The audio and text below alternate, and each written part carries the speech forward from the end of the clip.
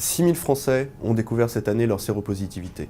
C'est un chiffre qui est stable depuis plusieurs années, alors même que dans certaines grandes villes du monde, à Londres, à New York, à San Francisco, ce taux de nouvelle contamination diminue de manière très importante.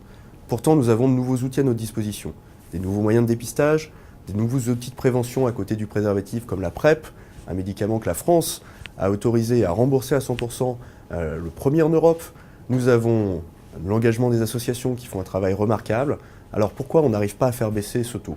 On n'arrive pas à faire baisser ce taux notamment parce qu'il faut qu'on aille encore plus loin dans une stratégie de dépistage qui va vers les personnes directement et qui ne soit pas uniquement dans des centres, dans des laboratoires. Il faut qu'on aille apporter ces moyens de dépistage au plus près des personnes. Il faut qu'on fasse la promotion de ces outils, nouveaux outils de prévention. Il faut qu'on retrouve une dynamique de prévention auprès des jeunes qui sont particulièrement concernés, en allant aussi avec des nouveaux outils numériques, leur parler directement. Et puis il faut qu'on sache davantage s'engager. L'engagement, c'est celui des collectivités, comme la région Île-de-France qui a voté un plan Île-de-France sans sida sous l'impulsion de Valérie Pécresse, celui de villes, comme la ville de Paris, c'est l'engagement de tous les élus qui étaient réunis cette semaine pour les états généraux d'élus locaux contre le sida, créé par Jean-Luc Romero. C'est ce mouvement qui va permettre de trouver les bonnes réponses, des réponses territoriales et des réponses au plus près des populations qui sont concernées.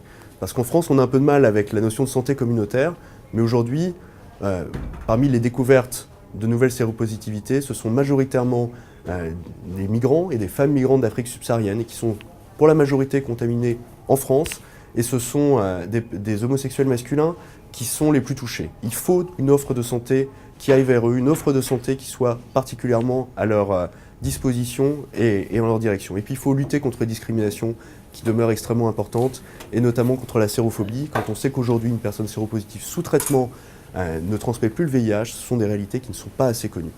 Tout ça, nous pourrons le faire avec de la volonté politique. C'est très important de le rappeler, il y a un engagement fort, je vous l'ai dit, des collectivités, il faut un engagement fort de l'État. On a une recherche française qui est très performante, on a beaucoup d'innovations numériques, on a un système de santé qui est encore robuste. C'est tous ensemble, avec ces associations qui font un travail formidable, avec ces professionnels, mais avec une impulsion de l'État, que nous réussirons à faire reculer le VIH. Nous sommes très attendus au niveau international dans la lutte contre le sida. Mais n'oublions pas que c'est aussi en France que commence cet engagement, et c'est un appel qu'on peut lancer à l'approche de cette journée mondiale de lutte contre le sida au président de la République.